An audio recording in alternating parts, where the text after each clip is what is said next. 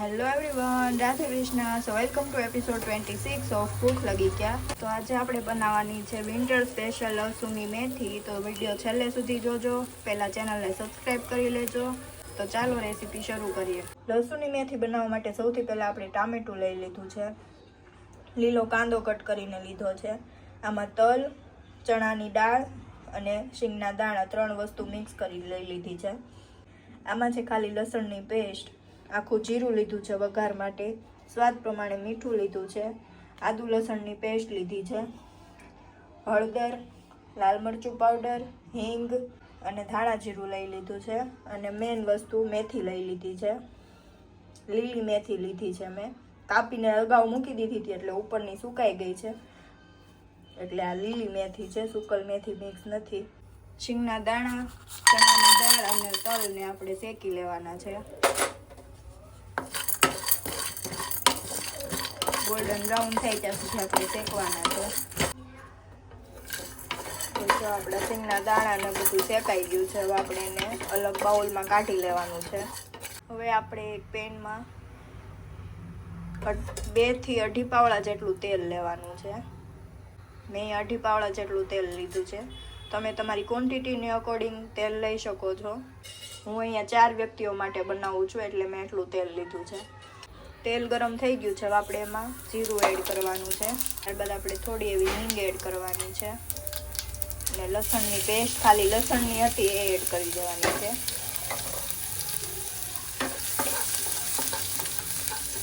Mix. ત્યારબાદ આપણે તેમાં મેથી એડ કરી દેવાની છે. મેથીને બરોબર મિક્સ કરી લેવાનું છે. અને આને આપણે મેથી બરોબર કૂક થઈ જાય ત્યાં સુધી આપણે તેને ચડવા દેવાની છે. હવે 2 થી 3 મિનિટ માટે આપણે એને ઢાંકી દેવાની છે અને પાછું ચેક કરવાનું છે ચડી છે કે નહીં, ત્યાં સુધી ઢાંકેલી રહેવા દેવાની છે. તો જો આપણી મેથી ચડી ગઈ છે. હવે આપણે એને અલગ બાઉલમાં કાઢી લેવાની છે. તો જો આ રીતે મેં અલગ બાઉલમાં કાઢી લીધી છે. આપણે જે મસાલા શેકાતા ને એમાં મેં 1/2 ગ્લાસ જેટલું પાણી નાખીને મૂકી દીધું છે, જેથી આપણી ચણાની દાળ છે ને એ એકદમ પીસાઈ જાય. મિક્સરમાં નથી પીસવાની એટલે મેં પાણી નાખી દીધું છે. મિક્સરમાં પીસો તો પીસાઈ જ જાય, એટલે અગાઉથી પાણી નાખવાની જરૂર ન રહે. મિક્સરમાં પીસો ત્યારે બધું શેકેલું આમનામ જ રહેવા દેવાનું. જ્યારે પીસવાનું હોય ત્યારે આપણે પાણી એમાં નાખીને પીસી લેવાનું. હવે આપણે એના જ પેનમાં 2 થી 2.5 પાવડા જેટલું પાછું તેલ ગરમ થવા માટે મૂકી દીધું છે. તો જો આપણું તેલ ગરમ થઈ ગયું છે. હવે આપણે એમાં હિંગ એડ કરવાની છે અને હળદર એડ કરવાની છે.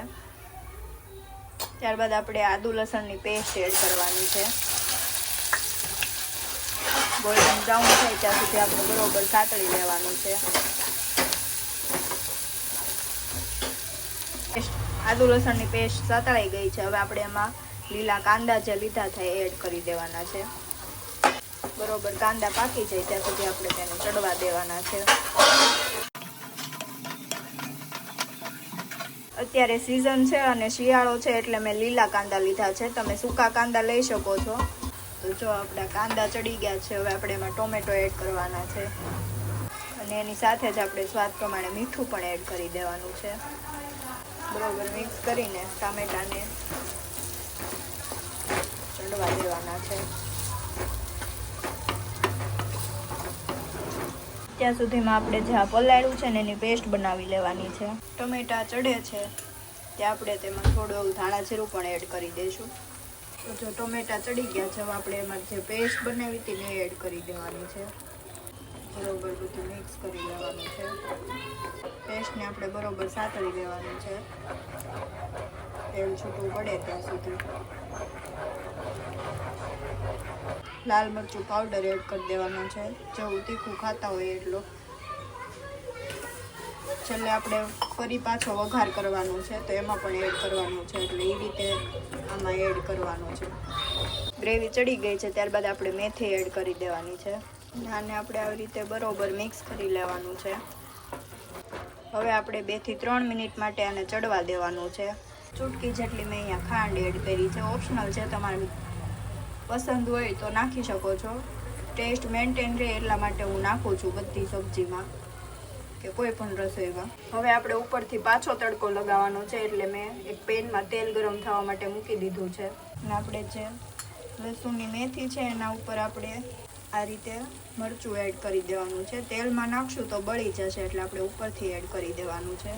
અને આપણું તેલ પણ ગરમ થઈ ગયું છે, તો આપણે એમાં લસણ એડ કરવાનું છે. તો જો લસણ આપણું સતળાઈ ગયું છે, હવે આપણે મરચાં ઉપર આપણે લસણને એડ કરી દેવાનું છે. તો તૈયાર છે આપણી લસણની મેથી. અને હવે આપણે બધું મિક્સ કરી લેવાનું છે તડકાને. ગેસની ફ્લેમ ઓફ કરી દેવાની છે.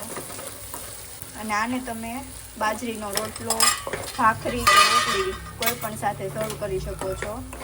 રેસીપી ગમી હોય તો લાઈક, શેર, કમેન્ટ, સબસ્ક્રાઈબ જરૂર કરતા જજો. રાધે કૃષ્ણ.